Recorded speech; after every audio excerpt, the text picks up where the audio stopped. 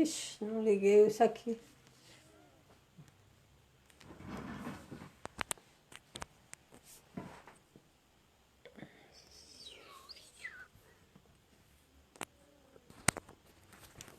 Você não vai ouvir ninguém. Não precisa disso aqui. Você não vai ouvir ninguém. Você não vai ouvir ninguém. Nem... Ah, é, não precisa. Tem duas Sim, pessoas. agora aqui a imagem não tá... Tá muito... Ó, Não, mas pra eles tá bom, vai lá. eu não enxergo nada. Eu enxergo. Tá tão ruim, parece que eu tô falando com um fantasma de mim mesma. É, Vamos lá, bota aí. ó, tem duas pessoas. Certo, eu converso com duas pessoas no início. Vai lá. Quem são as duas pessoas? Quem chega na hora, que já passou da hora, a gente tem que respeitar e dar.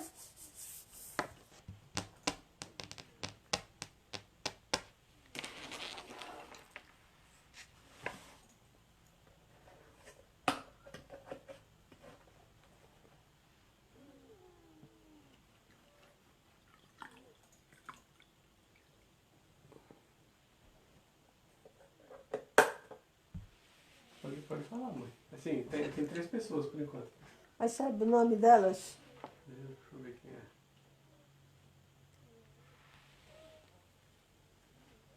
Eu não tenho ideia quem são. Não tenho ideia quem são, não. Boa noite. Eu sou Cleonice. Estou aqui para conversar com vocês sobre um tema complexo, mas ao mesmo tempo muito simples. Que tudo é muito simples, a gente é que complica tudo. Mas eu queria começar dizendo um trecho do Sermão da Montanha, em função do tempo que a gente está vivendo, e particularmente porque eu estou com um irmão numa UTI, entubado, com Covid. E o mundo está vivendo uma situação dramática.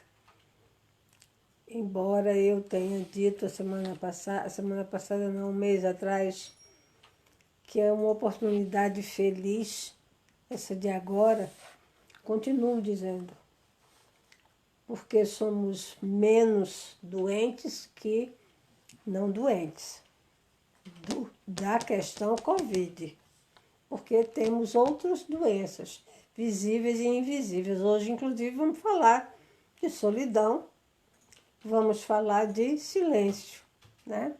Que podem ser saudáveis e podem ser doenças. Então, o Sermão da Montanha tem uma passagem que Jesus disse: bem-aventurados os que choram, porque serão consolados. E tudo o que a gente deseja para quem hoje atravessa um momento difícil de ter um familiar em situação crítica, ou em situação difícil, ou no início, ou numa UTI, ou com algum sintoma, com alguma suspeita, ou que já tem até desencarnado com o vírus, é que seja consolado, que tenha o conforto e o consolo de saber que alguém sempre vai na frente. E a imagem que eu faço de quem vai na frente é sempre daquele que vai preparar o jardim da casinha onde um dia todos estaremos outra vez reunidos com os nossos familiares e lá habitaremos com a aprendizagem e a sabedoria que acumularmos ao longo de nossas várias vidas. Então, bem-aventurados os que choram. Os que choram nem sempre são os que estão vertendo lágrimas. Muitas vezes a gente sorri mesmo quando está chorando. E sem que isso seja uma máscara, mas simplesmente uma forma de viver a dor com sabedoria. Porque a gente não precisa lamentar. A gente apenas precisa respeitar. E entender que só quem tem a explicação é Deus. Então, entendido isso, o nosso papel é fazer orações para que o nosso familiar não sofra, ou sofra o mínimo possível, que o nosso familiar seja assistido, no meu caso como espírita, pelos espíritos, pelos bons espíritos, né? Que tenha uma equipe médica que lhe dê assistência necessária, que, se for possível, que não vá, que fique mais um pouco na convivência com a gente, porque a saudade dói. Como a solidão dói. Então a gente vai começar falando dela. O que é a solidão? Falaram para mim da outra live que eu faço muita careta. Na verdade, eu tenho um problema de fotofobia. Então, eu não posso falar no escuro. E me incomoda muito a claridade. Então, não posso também estar de óculos escuros. Então, eu faço careta porque a luz está me incomodando. É claro que não é a luz da alma, é a luz artificial que o homem construiu, etc. Vamos lá na solidão. A solidão houve um tempo que era concebida, entendida como a falta de alguém, como estar só. A solidão, muito menos que estar só, muito menos que a falta de alguém, é um sentimento, é um estado da alma, um estado de ânimo, de vazio e isolamento. Vejam bem. Um vazio interior, se nós formos pessimistas, é muito ruim. É algo que a gente não consegue imaginar como resolver.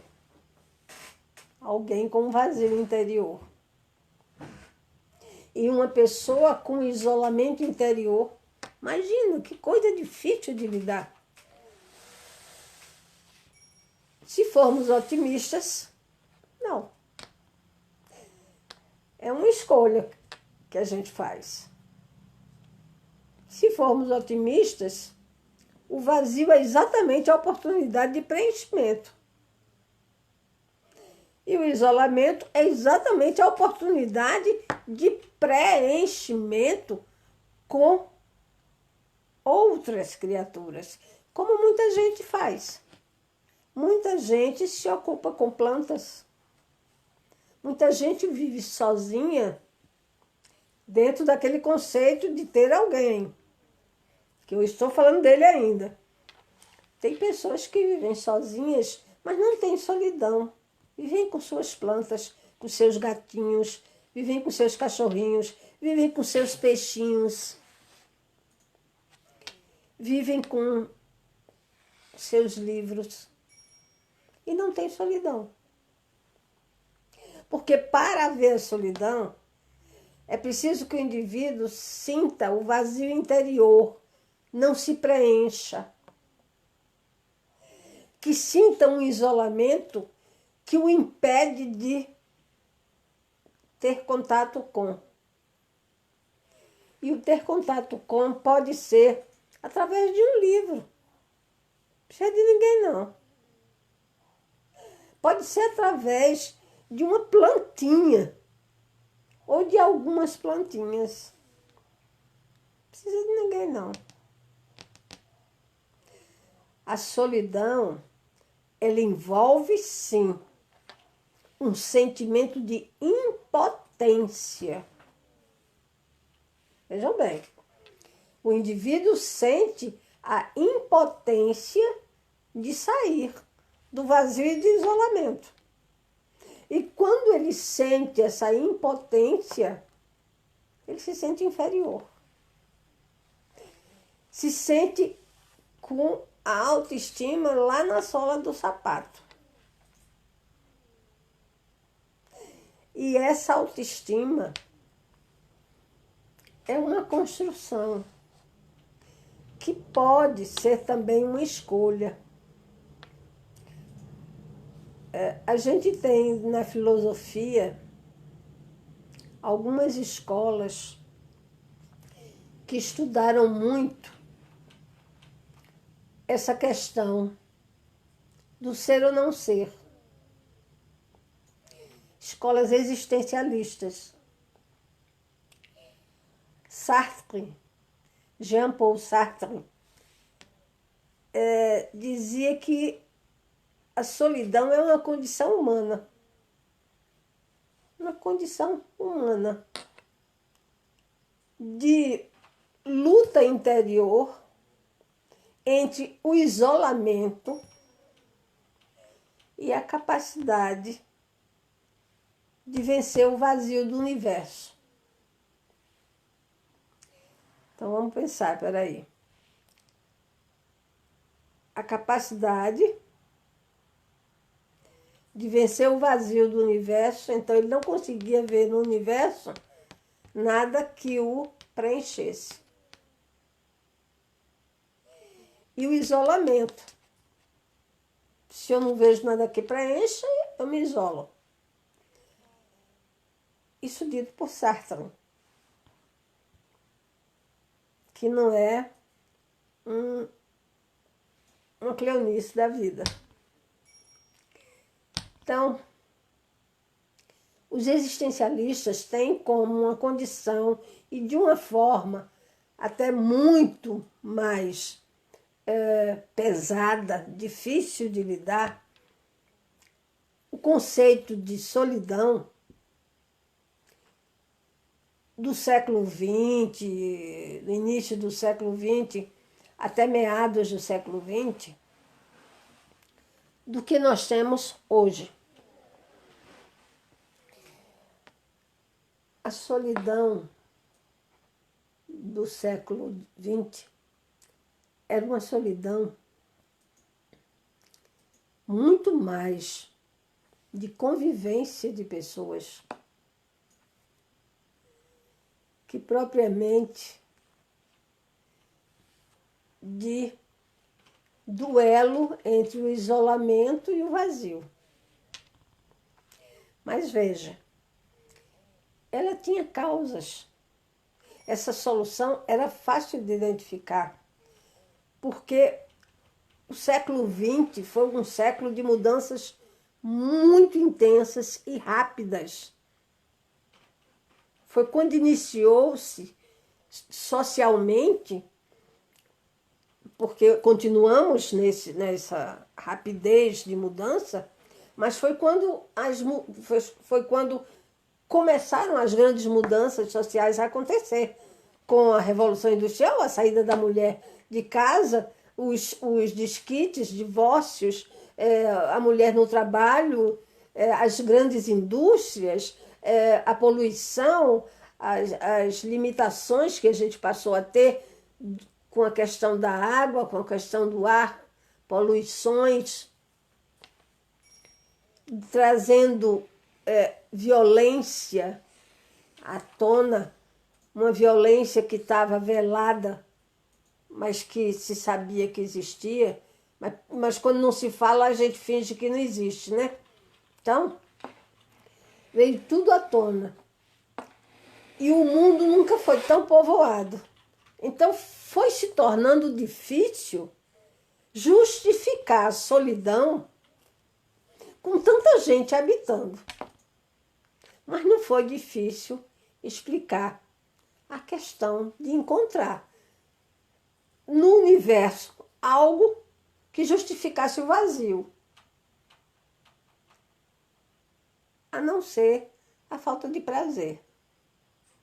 O vazio do universo, desculpem, o vazio do universo, ele não trazia prazer. Então vamos pensar no seguinte, nós tivemos o advento da televisão no século XX. As primeiras telas que trouxeram para a gente fatos que estavam acontecendo naquele período. Na semana, me lembro bem, em 1969, quando o homem chegou à Lua, o americano que pisou na Lua, pisou no solo da Lua, eu me lembro perfeitamente como isso foi um abalo. As pessoas diziam, não acredito. Os avanços científicos foram crescentes. Me lembro, eu era menina, mas me lembro disso, as vacinas, quando começaram a chegar, porque poliomielite e outras doenças aconteciam assim, em cada família tinha 1, 2, 3 casos, famílias grandes. Então, o advento também das vacinas, da penicilina e de tudo que veio fazendo transplantes, Dr. Christian Bernard, ou Barnard, não me lembro, foram transformando a sociedade em algo com uma velocidade tão grande, e assimilar isso tudo tornou-se algo infeliz. Por quê? Porque passou a ser necessário saber tudo, a hora, ao tempo, no momento que estava acontecendo, na dimensão em que ocorria. E as pessoas começaram a perder a sua capacidade de se voltar na atenção concentrada aos seus medos, aos seus isolamentos, aos seus vazios e aos seus prazeres. O homem passou, e quando eu digo homem, eu estou me referindo à humanidade. O homem passou a se voltar a questões supérfluas, como se fossem essenciais para as suas vidas. Hoje, um comercial de televisão, já cansativo, graças a Deus, já divulga coisas que estão sendo vendidas em questão de minutos, 50, 60 unidades. Panelas e coisas que as pessoas não estão tendo necessidade, mas passam a ter pela capacidade de convencimento daquele que está ali falando. E aquelas panelas, elas vão sobrar, porque não são essenciais. E elas não vão preencher vazio nenhum. Tem um filme que está passando atualmente, quero até indicar para vocês, um filme na Netflix. Eu não sei o nome do filme não, vou logo avisando. Mas é com George Clooney. Ele tem uma passagem do filme que é muito interessante, em que ele está fazendo uma palestra. Ele é o cara que demite as pessoas das empresas.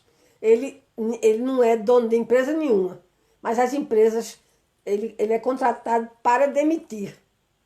Então ele chega, tem um contrato e viaja 300 e tantos dias por ano.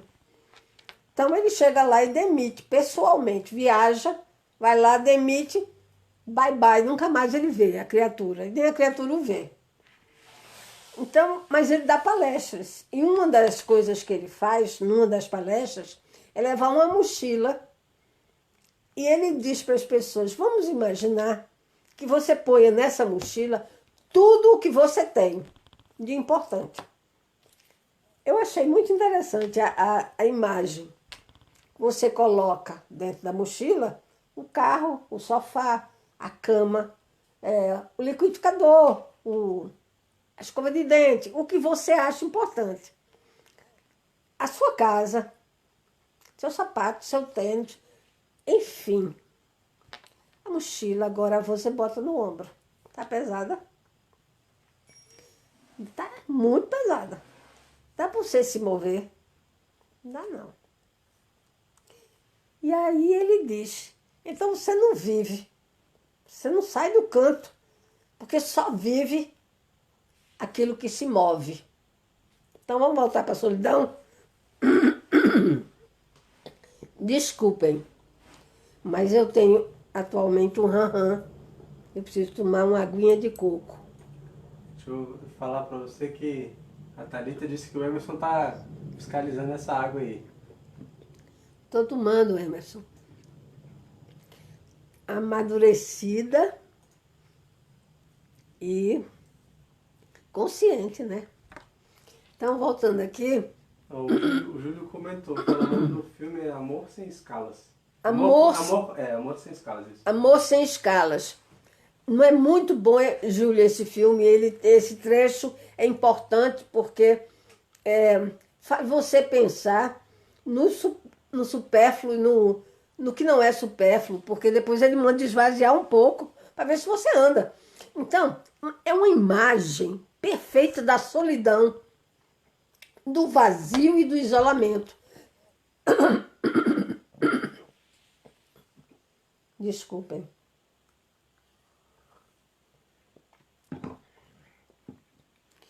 Esse isolamento não é o isolamento da pandemia. É um isolamento que os existencialistas dizem que a gente tem ao nascer. Já é uma condição humana. A gente já nasce sozinho, em solidão, e a gente vai seguindo a vida, fazendo a vida, chegando à idade adulta, construindo toda a vida da gente sozinho. A gente faz escolhas, mas eu não vejo dessa forma. Eu vejo da seguinte forma. Você pode ouvir 10.000 pessoas, você escolhe aquilo que fica, o que não fica. Você também escolhe. Você pode encontrar 10.000 pessoas e nenhuma delas fazer parte da sua vida interior. Entendo? Então, você escolhe. Na minha maneira de ver, a solidão é uma escolha. Veja bem, uma escolha de o ser ou não ser. O vencer a si mesmo. Por quê? Porque você não precisa ter alguém. Porque você já tem. Se você descobre em si mesmo, você já tem. E aí você transforma a solidão em solitude. Quantas e quantas e quantas vezes você, Júlio, que acabou de falar aí o nome do filme, Amor Sem Escalas, você precisa estar sozinho, se fechar para analisar um assunto de trabalho. Às vezes, para analisar uma questão até familiar. E isso não precisa ser meia hora, 20 minutos, às vezes dura um dia, 2, 3, uma semana. Certo? E não só o Júlio Roma, mas qualquer um de nós. A questão é a gente não se deixar acreditar que é incapaz. Não deixar que prevaleça na gente a falta de autoestima para enfrentar esse isolamento. Mas como é que eu vou enfrentar o isolamento se uma coisa que está lá dentro? Gente, se está lá dentro, é menor do que você. Para caber, tem que ser menor. Então você não tem só o isolamento, você tem outras reservas. Veja bem, vou dar um exemplo. Quando um paciente que está numa UTI em estado grave, seja do que for, e ele para de, na linguagem comum, para de fazer xixi, é um sinal considerado grave e importante para o estado, o quadro geral dele. Ainda que ele não esteja internado por causa dos rins ou da função urinária. Ao passo que uma pessoa que faz uma cirurgia de grave extensão ou esteja com uma doença gravíssima, por exemplo, Covid, esse meu irmão que está entubado, primeira coisa que o médico diz, ele está fazendo xixi normalmente. Ou seja, os rins estão funcionando bem. Significa que ele tem uma reserva boa ali. Ali ele tem um ponto forte. Ali é um ponto forte dele. E ele tem outros. Se a gente não tem essa ferramenta, a gente usa outra. A gente usa outra. Se a gente não tem beleza física, a gente usa beleza interior. Se a gente não sabe ouvir, a gente aprende a falar. Se a gente não sabe ver, a gente aprende a tocar.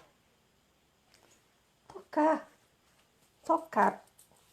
Sentir. Como fazem aqueles que têm limitações nos sentidos visuais, auditivos, etc, etc, etc. A solidão, muitas vezes, é necessária. Quantas e quantas noites eu ri, eu precisei dar risada, e quem leu sabe por quê. Escrevendo, surtei, tirei as máscaras e agora tem as rédeas da minha vida. Aquela mulher tem passagens que eu morria de rir, me lembrando do que aconteceu. Porque algumas não, uma eu vivenciei. Porque ali é claro que é o retrato de muitas mulheres. Então, a solidão não é uma sentença, como alguns existencialistas consideram, como sendo uma condição humana. Não, é um estado de ânimo. É um estado de ânimo e a gente pode sair dele. Lembrando que a gente tem polos. A gente pode ir de extremos a extremos. A gente pode. E tem uma coisa, e tem solução. Um monte de solução.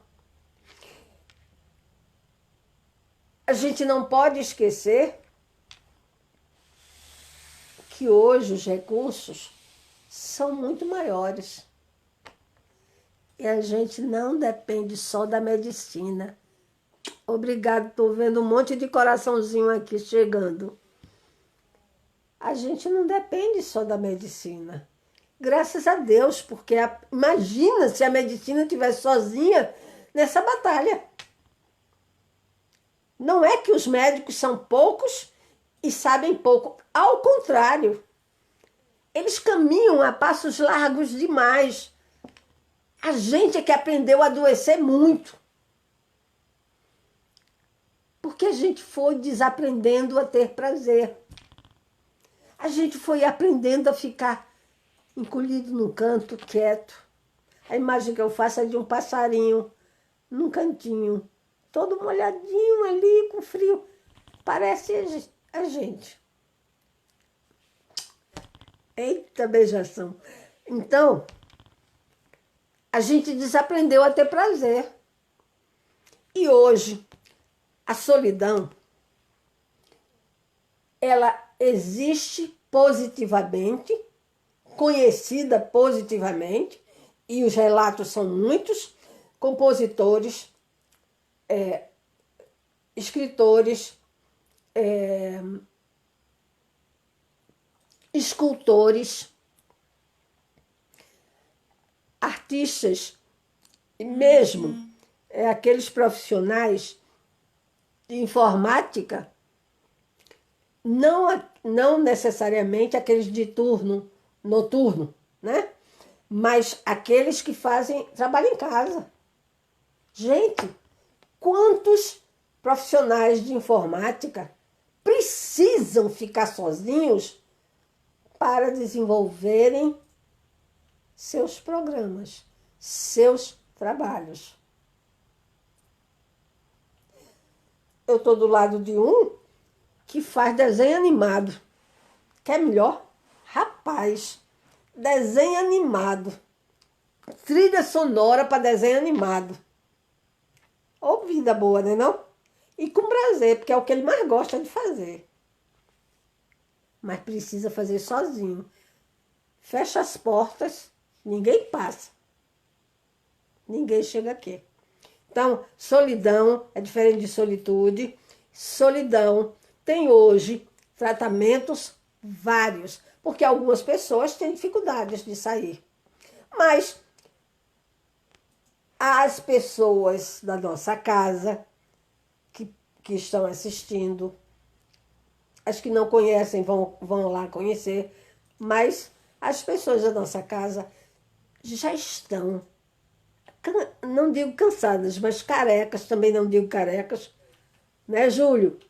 Mas estão, já viram muitas vezes pessoas chegarem abatidas, tristes, como se fossem sozinhas no mundo, sem ninguém.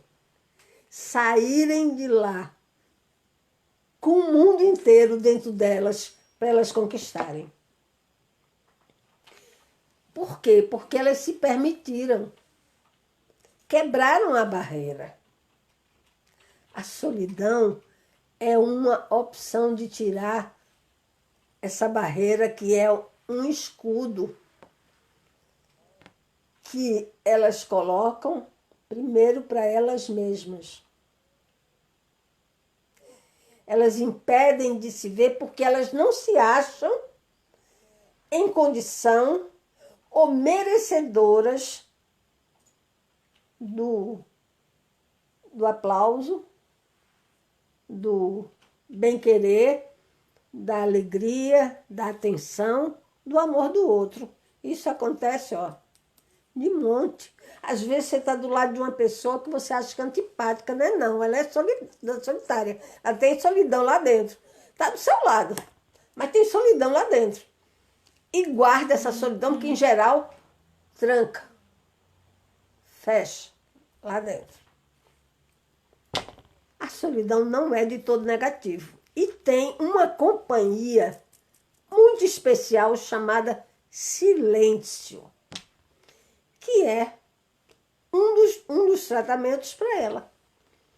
Hoje a gente tem, além da medicina, que usa drogas, claro, a medicina precisa de recursos, e os recursos da medicina são aquelas máquinas fantásticas para diagnósticos, quando é o caso, e drogas para mexer especialmente no caso das doenças emocionais ou dos sintomas de estados de ânimos alterados. Então, são drogas. Mas existem outras profissões que mexem. Fisioterapia, por exemplo. A fisioterapia faz as pessoas quebrarem muitas barreiras. Muitas barreiras. Massoterapia.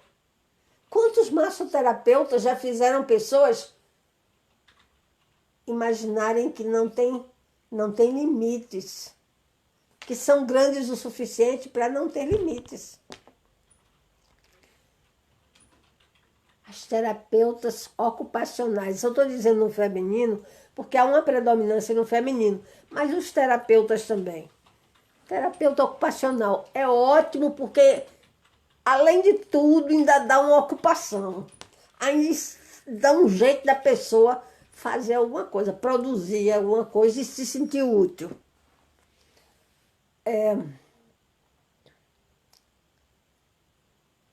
Cromoterapeutas, reikianos, porque eu tenho um carinho especial, e tantos caminhos. Na área da psicologia, né, a gente tem os grupos, as terapias grupais e grupos de apoio. Pessoas que se juntam com a orientação de um ou outro. Até queria informar quem é de Brasília que existe na igreja da 4, São de Leslie, como é o nome? São Camilo de Leslie. Quem souber direito diz aí para mim. É São Camilo de Leslie.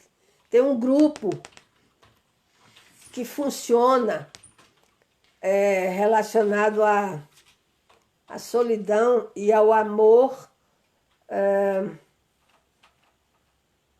amor egoísta, alguma coisa assim, que é uma beleza. Outra coisa maravilhosa é a dança do ventre. Mas eu não digo para a primeira etapa, não, deixo para a segunda. Primeiro você faz fisioterapia, depois você vai para a dança do ventre. Que eu não posso fazer aqui agora, até porque a câmera é pequena, mas eu tenho uma história bem engraçadinha de uma paciente que a gente morre de rir quando se encontra, lembrando desse dia. Mas um dia eu vou contar que ela chegou durinha e acabou flexível, parecia uma gazela no campo, por causa da dança do ventre. Silêncio. O silêncio, ele é um parceiro da solidão. A solidão tem o silêncio interior como consequência do isolamento natural, como consequência do vazio, da ausência de si mesmo, porque a pessoa se ausenta de si mesma. E é claro que, em consequência, vem um silêncio ruim, incômodo. Bom, o Júlio falou, Paróquia São Camilo de Leles. São Camilo de Leles. Por favor, procurem, porque eles fazem grupos que eu tenho muitas referências maravilhosas dos grupos. Uma de amor egoísta, amor tirano, alguma coisa assim, e o outro é referente à solidão. E não é feito por padres e freiras só, não. Nem sei se eles participam. Eu sei que tem adultos, senhoras e tem senhores que conduzem, que participam lá. Muito bom, muito bom. Conheço gente que já participou e que tem resultados muito bons. Mas eu estava falando do silêncio. O silêncio é, em princípio, uma necessidade. Antes de qualquer coisa, antes de você abrir a boca para dizer o seu nome, você tem que silenciar. Você não sai em tudo que é lugar dizendo seu nome. Alguém precisa perguntar, não é não? O silêncio, ele é uma condição muito próxima da solidão pela circunstância da própria solidão. Mas é também um remédio. O silêncio também é um remédio. Quando a pessoa sai do estágio mais profundo, o estágio mais doentio, vamos dizer assim, da solidão, quando a pessoa não se vê como alguém que vale a pena, olha que isso é importante, alguém que vale a pena, porque eu não conheço ninguém que não vale a pena. E o livro Regeneração mostra claramente isso.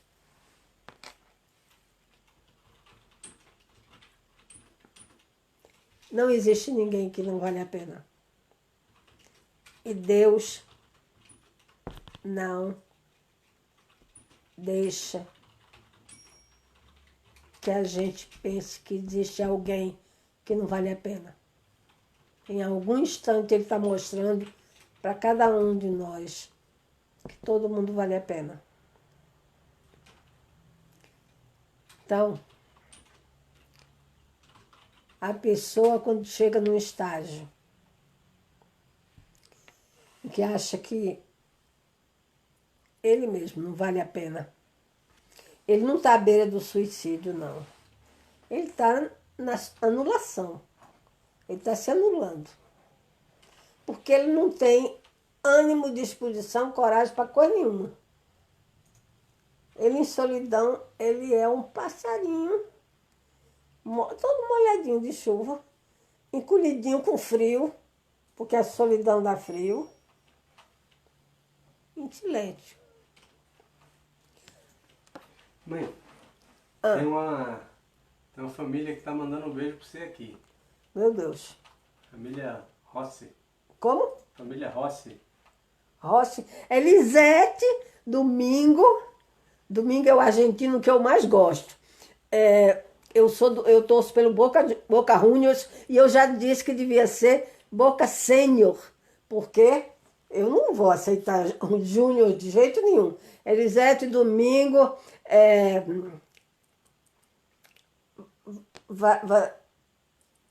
como é o nome da menina deles? Vanessa. Vanessa, que teve neném recentemente. Vanessa, Sofia. É o pessoal de Floripa, que eu amo, eu adoro essa família. Então, um beijo para vocês. Então, eu estava falando do que mesmo, rapaz, que tu me interrompesse? Desculpa, é porque... Eu só vi a Lagoa da Conceição. Tomei uma chuva um dia com Elisete, que é uma coisa de louco. E a gente, toda molhada, a gente dando gargalhada. É uma loura espetacular. O que é que eu estava falando? Ajuda aí, gente, por favor. Do silêncio.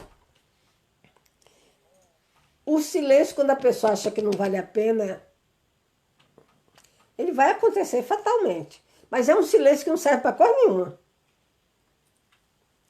Porque o silêncio ele precisa acontecer para gerar uma reflexão, para gerar um resultado. Então,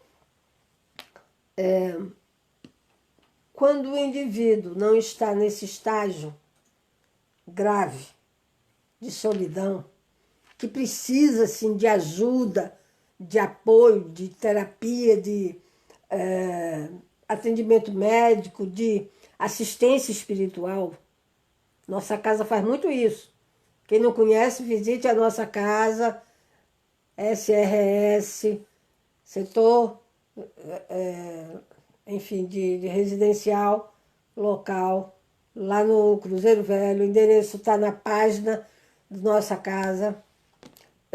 Visite que você vai conhecer o trabalho e há uma proposta de um trabalho a ser feito com pessoas que sofrem de solidão. A gente está falando aqui de pessoas com depressão, não. Solidão é uma coisa, depressão é outra. Pode ser que haja sintomas semelhantes num e no outro. Porque na área emocional você vai encontrar semelhança em várias ou em quase todas as doenças. Então, o silêncio, ele é uma terapia. meditação. É silenciosa. Quantos e quantos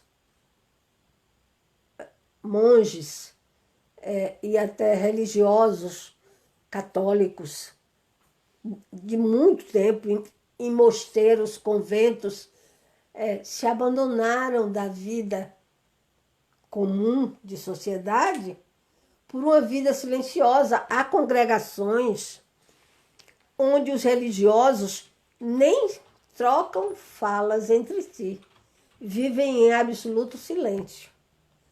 Veja, a gente não precisa ser radical, não. Toda forma de radicalismo é perigosa. Vou repetir. Toda forma de radicalismo é perigosa.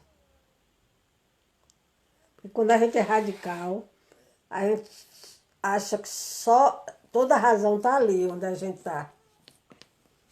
E aí, quando a gente vai enfrentar o outro lado, seja num diálogo, seja no que for, a gente acha que o outro está totalmente errado. A gente vai com unhas e dentes, como um leão em cima, e acaba ultrapassando os limites.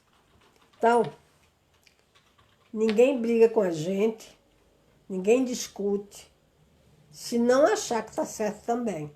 Então, a gente tem que tomar certo cuidado, porque ser radical é perigoso. Então, há a opção, por exemplo, de ser celibatário. Pessoas que não querem se casar, que não querem ter filhos, que não querem formar família, que querem ter simplesmente o seu cantinho para morar, para viver e fazer o seu trabalho. Mas não se esqueçam que por trás disso tudo, a solução disso tudo é o que hoje está mais ausente e que é o que a gente precisa se perguntar. A solidão, ela precisa ser prazerosa. Porque existe a solidão prazerosa. Eu mesma já falei. Há momentos em que eu quero ficar sozinha, mas não é sozinha, solitária, não é isso não.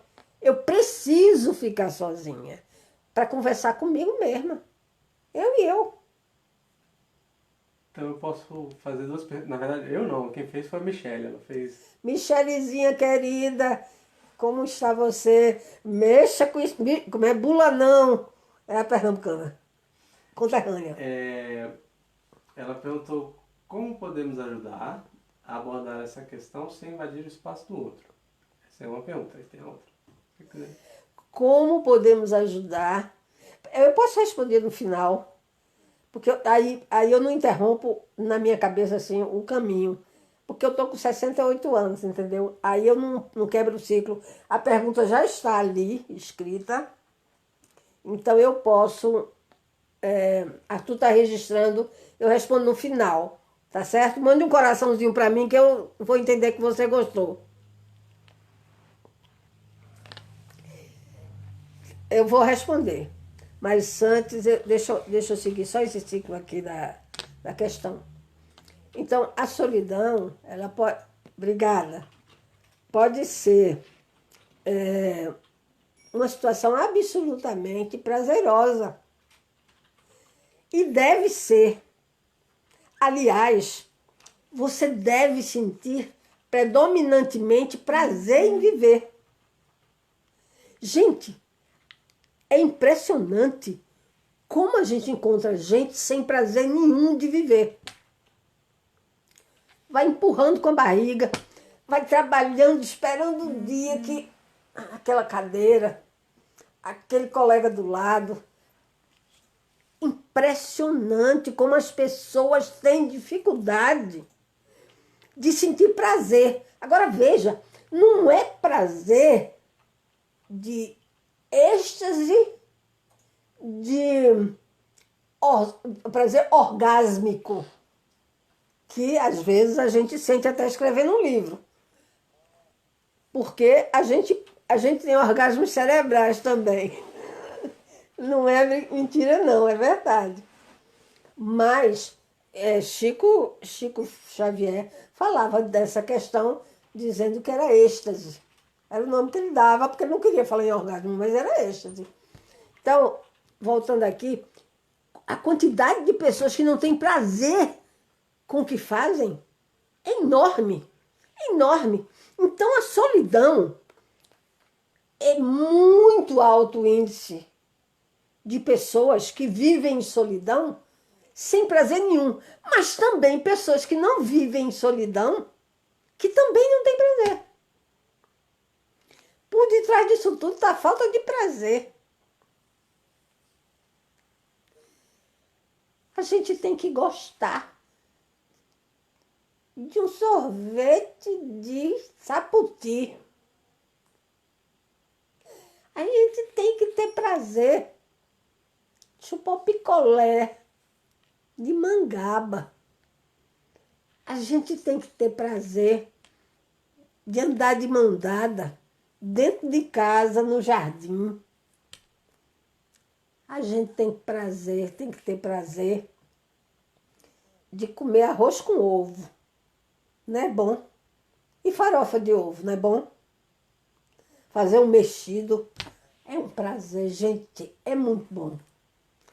Não vale nada, mas é muito bom. É preciso ter prazer nas coisas simples. Puxa, você tem uma mudinha, plantou ali a mudinha e vai, ó, regar essa mudinha. E ver, Pedrinho, pé de feijão, e ver a mudinha se transformando. Tem 5 anos que aqui em casa eu recebi de presente uma orquídea branca que quebrou o vasinho, que era de vidro, mas ela está encaixada num outro vaso maior, que não dá para tirar.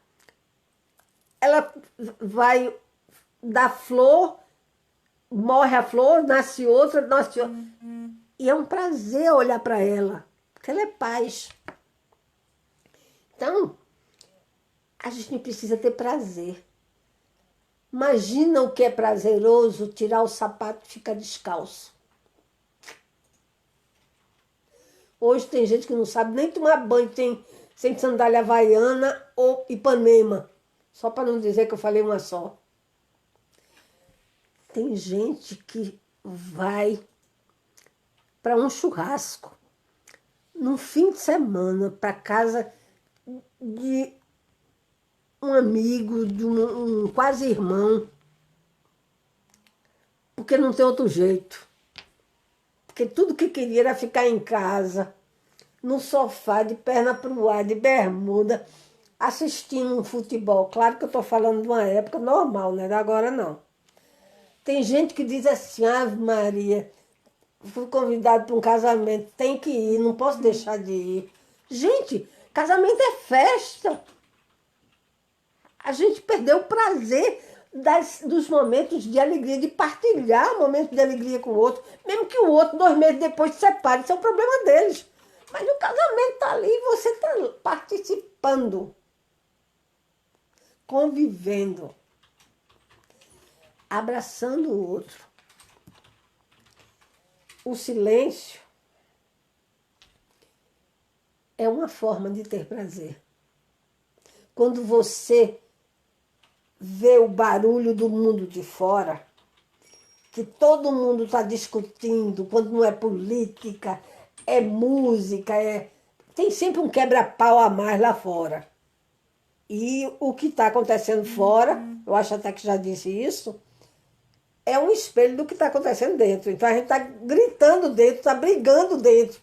A gente briga com a gente o tempo inteiro dentro, que é uma infelicidade. Porque arrume outro. Arrume outra pessoa para ser... Eu não sei qual é a expressão, não. Mas como é que chama a pessoa que funciona para o lutador de boxe? É sparring, né? Sparring. É uma coisa assim. É, algo assim. Não seja seu próprio sparring, pelo amor de Deus. Não seja.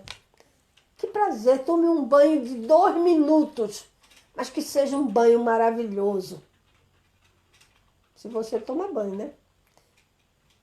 Quando você deitar na sua cama, curta a sua cama. Tem gente que só tem calçada. Valorize cada pedacinho bom que você tem. Poxa vida, hoje é segunda-feira. É o melhor dia da semana, porque é o mais distante da outra segunda. Foi que eu ouvi outro dia, para começar a semana. Então, o silêncio, ele é confortador, porque ele não implica na gente ter que dar respostas, mas implica a gente utilizá-lo também como uma fábrica de prazer. Mais que isso, como uma oportunidade de criar. Junto com a solidão, vem um elemento que é próprio do ser humano, que é enriquecedor demais. E você, Júlio, sabe disso como ninguém, porque vivencia isso todo sábado.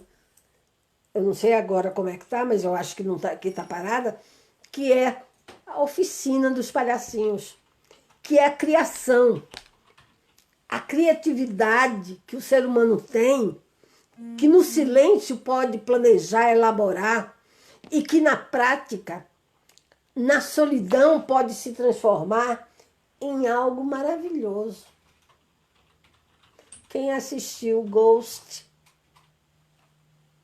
a moça fazia escultura e na solidão da perda do rapaz, ela fazia, chorando, mas fazia.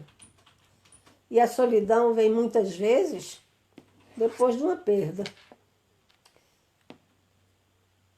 depois de um aborto,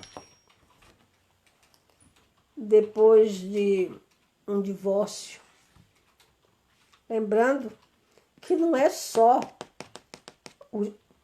o parceiro ou a parceira que vive a solidão. Os filhos também. A família toda. Não é só a mudança de uma cidade para outra. Porque quando você se muda, sai de uma cidadezinha para uma cidade grande, você está fazendo uma perda enorme. Você está perdendo uma qualidade X de vida por uma qualidade Y. Então, a solidão é boa e for prazerosa. O silêncio acompanha e é uma das oportunidades de solução. Sim, e é prazeroso. Se ele for prazeroso. O silêncio pode ser doentio? Pode. Dependendo, claro, do quadro que ele acompanha. Porque há pessoas que fazem silêncio de uma hora para outra e você não consegue arrancar para saber o que aconteceu para a pessoa de uma hora para outra se calar. Mas pense que é você acordar de manhã cedo, enquanto você se veste, se arruma para ir trabalhar, nas condições normais, né? Ou mesmo nas atuais, um passarinho está lhe dando bom dia, cantando uma melodia que você não sabe cantar. Olha como Deus é maravilhoso. Até um passarinho pode lhe ensinar.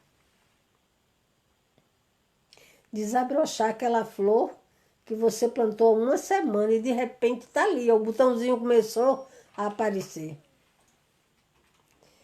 No fundo de tudo isso está o prazer. Queria dizer para vocês que uma das coisas mais prazerosas da minha vida eu comecei a fazer. Eu tinha 2 anos e meio. Faz tempo a beça. Foi no batizado do meu irmão, logo depois de mim. Não é esse que está no hospital, não. Esse meu irmão tem 66 anos. No batizado dele, alguém disse, faz um discurso. Eu tinha 2 anos e meio. E ninguém se abalava. Aí eu disse, eu faço. Rapaz, eu subi Me subiram numa mesa, porque eu era um toco. Meu pai me chamava de pingo. Eu subi na mesa e comecei a falar. E eu tenho a impressão que eu não falei muita besteira, não. Algumas coisas eles riram, mas a maioria não foi besteira, não. Porque eu falo desde muito cedo. Eu escrevo desde muito cedo. Eu aprendi a ler e escrever antes dos 3 anos. Então, já tinha alguma coisa na cabeça. Mas uma das coisas mais prazerosas que eu tenho é falar. Mesmo que eu não esteja vendo para quem eu estou falando. Eu falo sozinha. Falo comigo. E eu não sou alguém? Eu preciso me ouvir. Às vezes eu puxo minha orelha. Porque o primeiro ouvido que escuta é o da boca que fala. E quando eu tenho que dar lição de moral em mim? Por que não? Por que eu preciso esperar que alguém perceba e venha dizer desaforo? Não. E de doido eu não tenho nada não, viu? Ainda não estou variando, não. Mas eu converso comigo. Eu converso com plantas. Eu digo, que coisa mais lindinha você. Por que não? Por que não falar com a natureza, que é obra divina? É claro que eu não faço isso religiosamente e não transformo isso num ritual e não... Não. É espontaneamente. Mas eu não estou dizendo que o certo é isso, não. Eu estou dizendo como é que eu faço. Tá certo? Quando eu estou escrevendo, que tem um diálogo entre dois, né? Então, os dois personagens, eu tenho que ser um e o outro. Então, eu tenho que conversar com um com o outro. Então, eu treino também. Uma das coisas mais prazerosas da minha vida é falar. Quanto tempo tem que eu estou falando? Não tem lugar nenhum. Pergunta. Não, já deu 1 hora, né? Deu 1 hora, já deu 1 hora. Mais de 1 hora, sim, na verdade. Né? Mais de 1 hora, na verdade. Agora, vamos lá. Michele foi quem fez a primeira pergunta? Ela fez 2 perguntas. Na verdade, você quer saber quantas pessoas estão vendo? Quantas? Chegou a 31. 31 pessoas. A gente pode multiplicar isso aí. Cada pessoa pode multiplicar isso por 3. Para 3 pessoas, no mínimo. Entre 3 e 5. Então, a gente terá ou 93 ou 155, né? 150 e poucos. Multipliquem. Está gravado. Tanto a solidão quanto o silêncio são fundamentais. Sendo que o silêncio é não só presente na solidão, como pode ser um dos instrumentos de cura. Tá certo? Vamos lá. A primeira pergunta de Michele. Como podemos ajudar a abordar essa questão sem invadir o espaço do outro? Como podemos ajudar a abordar essa questão sem invadir o espaço do outro? Tá. Primeiro, que o espaço do outro depende do local, de como ele chega. Porque se ele chega, por exemplo, na nossa casa, ele está buscando ajuda. Se ele chega num consultório, ele está buscando ajuda. Se ele chega em qualquer casa religiosa, ele está buscando ajuda. Se ele chega no hospital, está buscando ajuda. E se ele chega na família? Vamos dizer que a festa está rolando e chegou uma pessoa que está com um aspecto de quem está alheia. Michele, você tem mãos maravilhosas. E você sabe abraçar magistralmente. Um dos princípios do Reiki é exatamente o de doação de energia. A gente começa quebrando a primeira couraça, tá certo? A gente abraça e a gente diz assim, eu estava esperando por ti e tu não chegava, vem cá. Vai quebrando, sabe? Por quê? Invadir o espaço do outro, quando o outro chegou na sua casa para ir para a sua festa, não é o caso. Se você viu alguém triste, por exemplo, seu marido, que trabalha num lugar que não é triste, mas que deve ter tristeza adoidado. Então, vamos imaginar Fernando, que é essa pessoa boníssima, que eu adoro. Adoro seu marido, viu, minha filha? Então, tá lá Fernando, chegando no trabalho, passou pelo corredor e sentiu o arrepio na coluna. Algo não estava bem com a criatura que ele cruzou. E é alguém com quem ele tem contato frequentemente. Ele vai dar um jeito. Ele chega, arruma. Antes dele pegar o primeiro processo ou a primeira queixa, ele chega e diz assim, eu preciso tomar uma aguinha e um café. Não precisa me trazer, pode deixar que eu vou lá. Passa na sala do outro, aquele que não estava bem. Diz assim, fulano, estou querendo tomar um cafezinho, mas não queria ir sozinho não, vamos comigo? Quebrando coraça.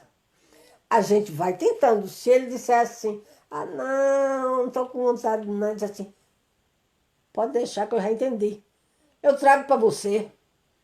Aí eu sento aqui, enquanto a gente toma um cafezinho, a gente bate papo.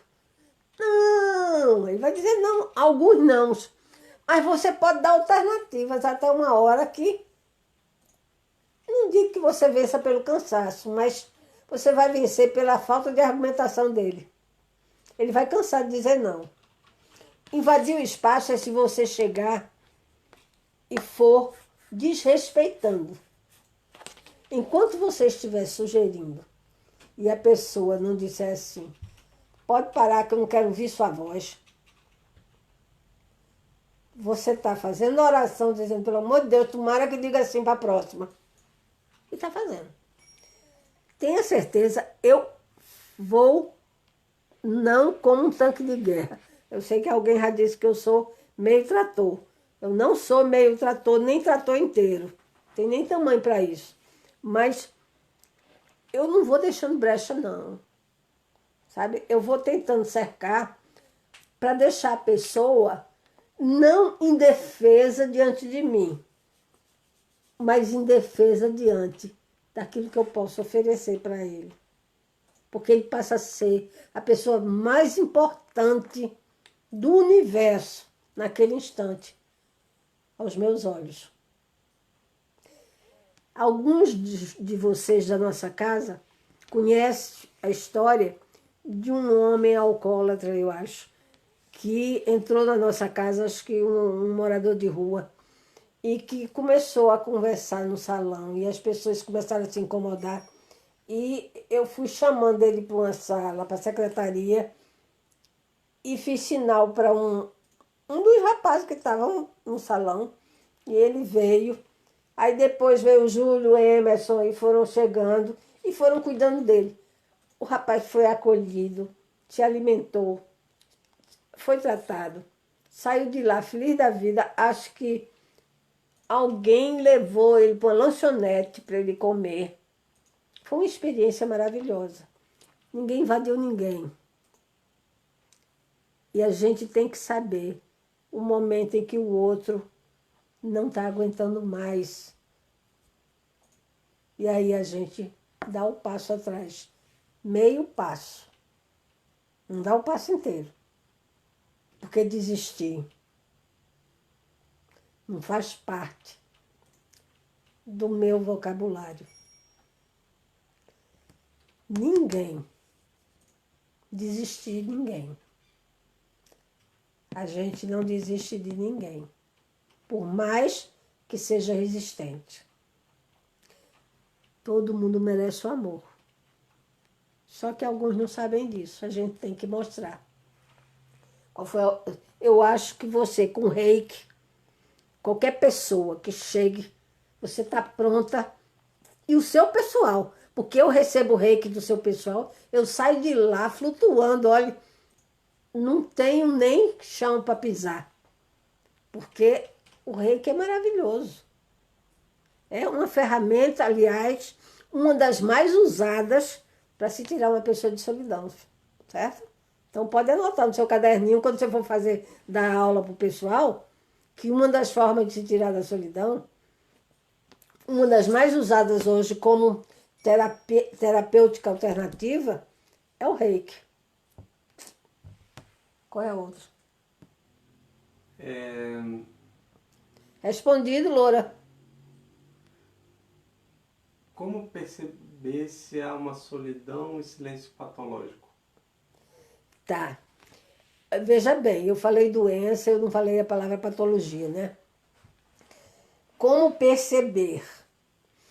A gente leva um tempo para se acostumar a perceber, mas a gente pode começar a reparar. E hoje eu digo a você que uma boa parte das pessoas que trabalham na nossa casa, dos médiuns e dos trabalhadores, já sabe reconhecer quando uma pessoa está vivendo um estado de solidão ou um estado de silêncio patológico, usando a sua expressão, tá? Eu prefiro doentio do que patológico, sabe? Porque é uma confusão. Patologia é uma expressão muito usada para casos mais graves, embora não faça tanta diferença, não. Mas eu prefiro doença. Então, como identificar? Primeira coisa, que quadros como esse e outros de famílias semelhantes, é o viço da pele, sabe? O viço que diz assim, você tem 68 anos, mas não parece não, viu? É um viço. O brilho no olhar. Aquele olho que você diz assim, pode ser o olho feio, minha filha. A cor ou o formato, ou o olho já com essa pele aqui em cima, não importa. Mas o olho tem um brilho. O olho de Chico tinha um brilho que parecia um holofote.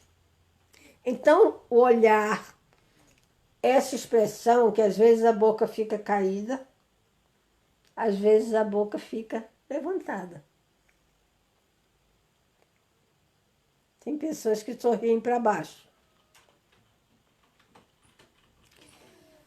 Outra coisa são os ombros. O ombro caído. A pessoa está carregando aquela mochila do filme. Entendeu?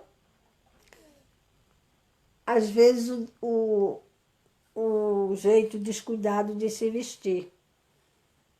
Descuidado mesmo, não é o colorido, não é o estranho, não.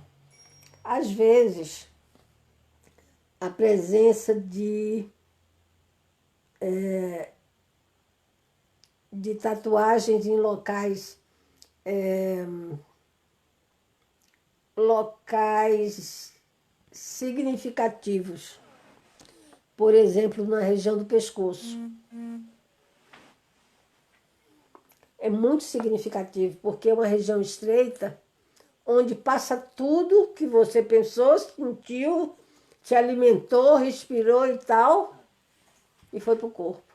Essa região aqui é uma região de tatuagem que a gente precisa ter um certo cuidado.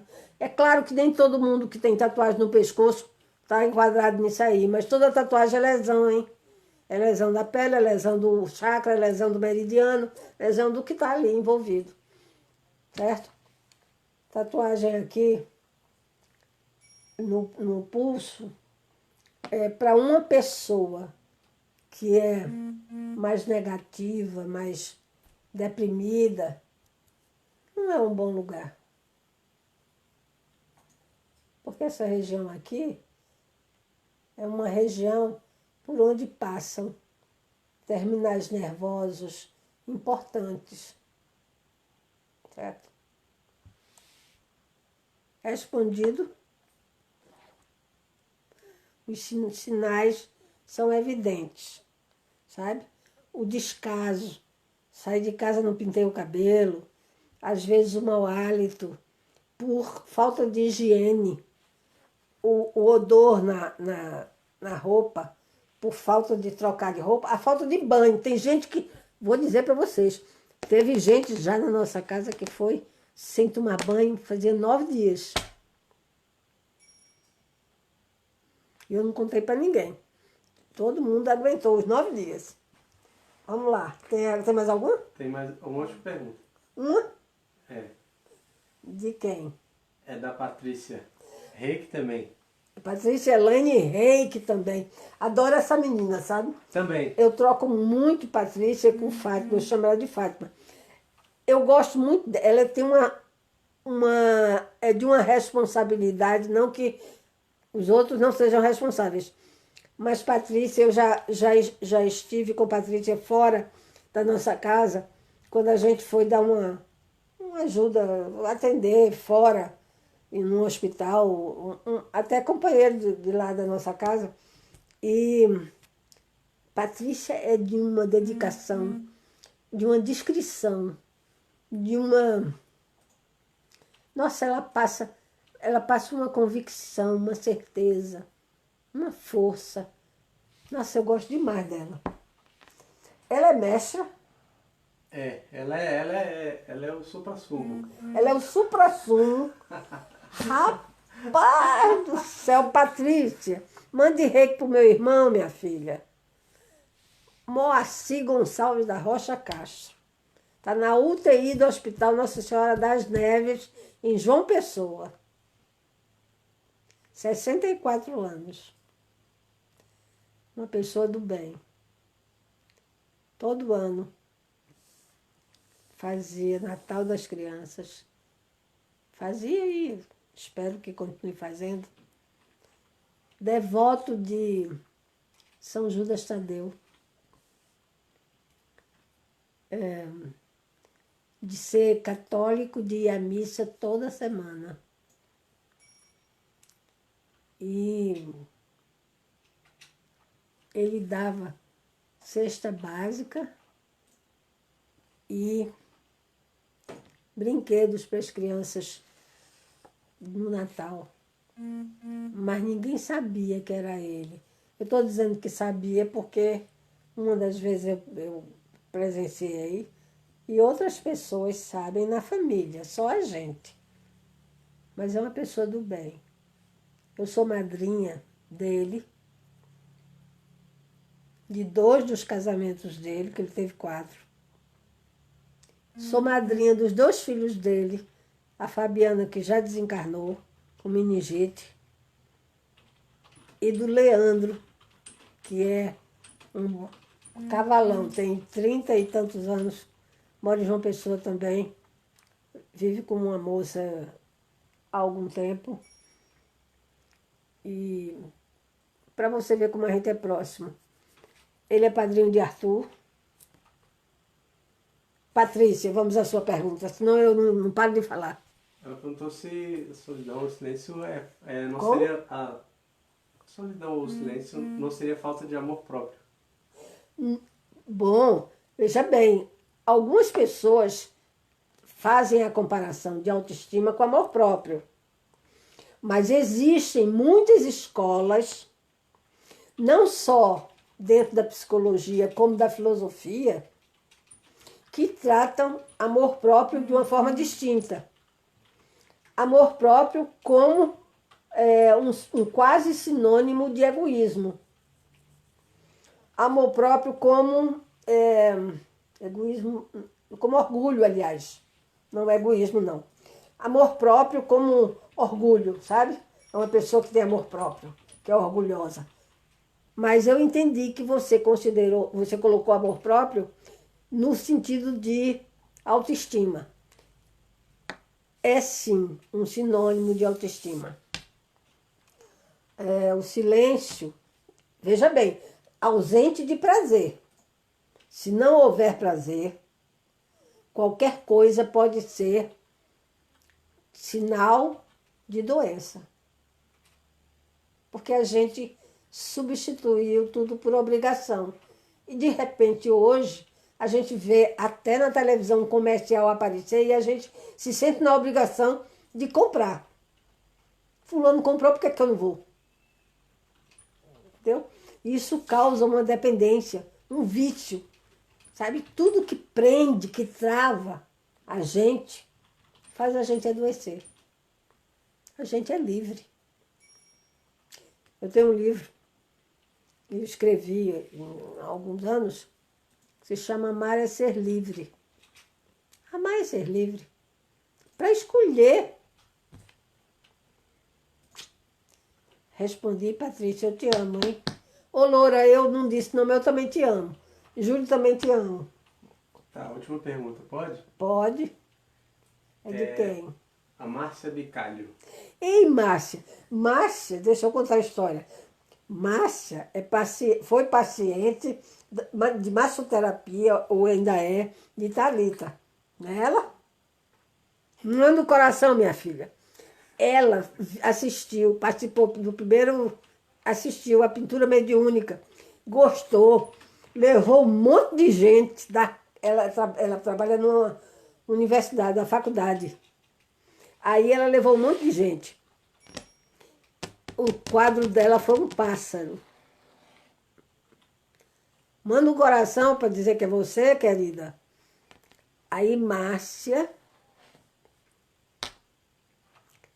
na segunda vez que foi para a pintura, ela comprou uma porção de tinta e mandou para a gente. É essa Márcia que eu estou falando? Eu acho que é. Mas, enfim. Demora um pouco para ver a resposta aí, mas... Sim.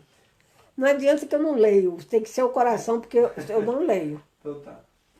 A pergunta dela é qual é a diferença entre o passe e o reiki? O passe e o reiki. Qual é a diferença? Uhum. Então a gente aproveita e vê a diferença do passe, do reiki, do jorei. Principalmente, né? Passe, reiki e jorei. Olha, se você quer saber, tanto o passe, quanto o reiki, quanto o jorei, tem algumas diferenças na forma de ministrar. Mas, como diria minha avó, poetisa maravilhosa, carmelita, sábia, no frigir dos ovos, o passe, o reiki, o jorei, são doações de amor. Inclusive, veio um coração aí. Inclusive, o grupo de reiki da nossa casa é chamado de doadores de amor. Existem algumas, vamos dizer assim, algumas técnicas de aplicação, de toque ou não toque, de como fazer, como não fazer, que são específicos, porque são escolas diferentes. Mas, no fundo, a diferença só está na forma de aplicar. Porque os três são doações de amor. Viu? Que é a melhor coisa que a gente pode fazer. Que é o que eu tenho feito para o meu irmão. E quando eu coloco no Facebook que, com a graça de Deus, meus irmãos vão vencer o Covid.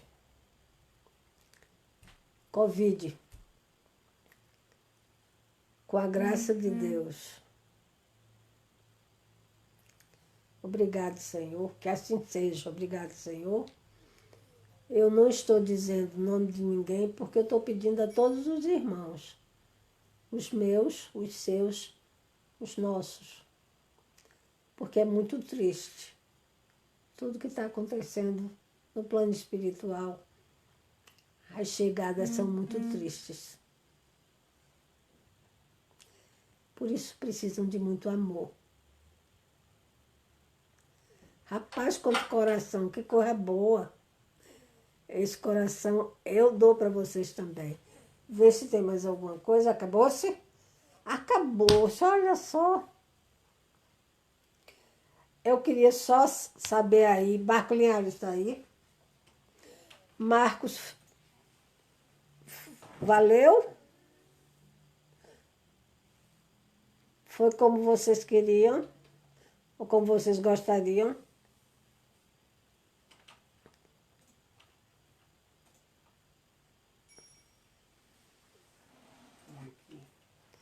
Eu já posso até dizer que a gente tinha combinado que a nossa casa teria uma live por semana. Eu espero, segunda-feira que vem, poder fazer outra. E falar nessa outra sobre isso aqui. Mas a fé em si mesmo. Autoestima.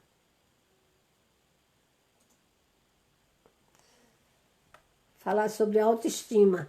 Certo, Patrícia? Amor próprio. Falar sobre autoestima. Como se constrói a autoestima e como se desconstrói uma autoestima. Tá certo? Quem trabalha com criança, quem trabalha com adolescente, quem trabalha com idoso, quem trabalha com meia-idade, como constrói, como destrói ou como desconstrói a autoestima, tá bom? Vamos fazer uma prece. Só tem gente da nossa casa? Não sei, mas são 31 pessoas. Eu anotei todos aqui. Depois você me disse. Mesmo que não tenha alguém que não seja da nossa casa, mesmo que tenha alguém que não seja do mesmo credo, faça a sua prece, enquanto eu vou fazer uma prece para todas as pessoas que hoje choram e que, com a graça de Deus, serão consoladas. Terão a bem-aventurança do consolo. Pai nosso, que estás nos céus, santificado seja o vosso nome. Venha a nós o vosso reino, seja feita a vossa vontade, assim na terra como nos céus. O pão nosso de cada dia nos dai hoje. Perdoai-nos as nossas ofensas, assim como nós perdoamos a quem nos tem ofendido. Não nos deixeis cair em tentação, mas livrai-nos do mal. Que assim seja. Graças a Deus, graças a Jesus. Boa noite. Amo vocês.